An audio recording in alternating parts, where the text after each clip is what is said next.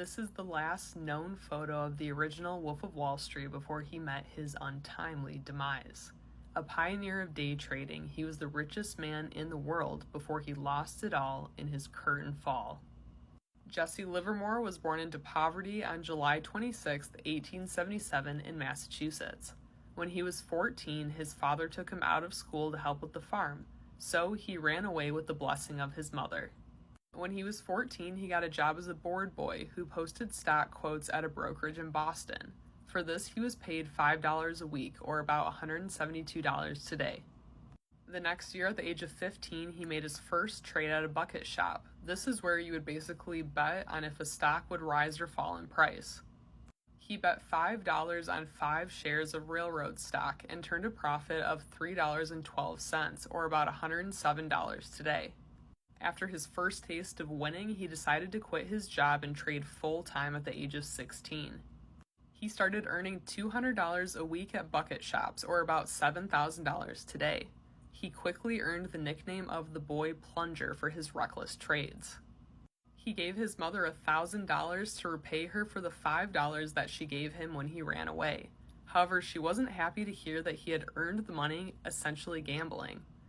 To this, he quickly replied that he wasn't gambling, he was speculating, which I've heard from a lot of day traders in the past. From the ages of 18 to 20, he made $10,000 profit trading, which is about $350,000 today. Because of his reputation for winning, he was quickly banned from all of the bucket shops in Boston. He tried using fake names and disguises, but he was found out. One bucket shop didn't ban him, so he continued to trade there from the ages of 21 to 22. However, with new rules that they implemented, it was even harder for him to make money, so he packed up and moved to New York.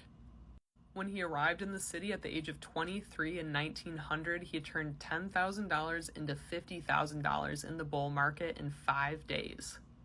However, the next year, he lost his entire stake when a trade on margin went south. So he borrowed $2,000 and moved to St. Louis to keep betting in bucket shops where no one knew his name. And this proved to be a good move.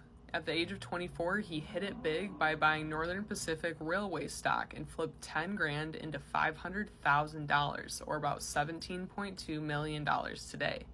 In 1906, he took a vacation to Florida, and after receiving a tip, he took a massive short position on Union Pacific Railroad the day before the 1906 San Francisco earthquake. He made a cool $250,000, or about $8.6 million today. However, shortly after the big win, he lost $40,000 on a bad trade.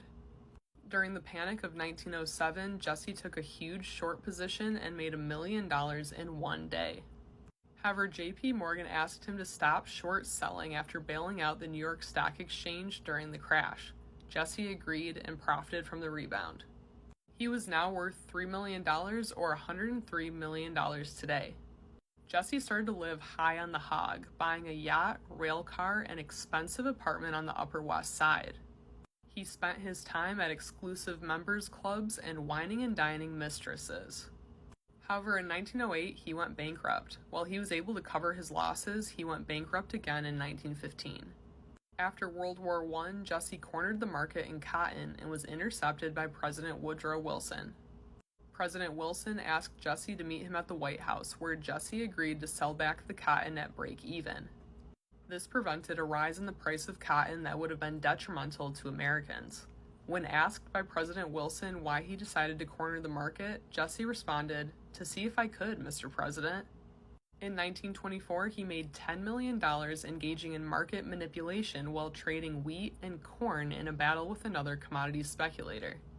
And most controversially, he made $100 million when the stock market crashed in 1929, which kicked off the Great Depression. To do this, he had amassed huge short positions earlier in the year by using 100 stockbrokers to hide what he was up to. Due to the negative media publicity, the public blamed him for the crash, and he had to hire bodyguards to protect himself against threats.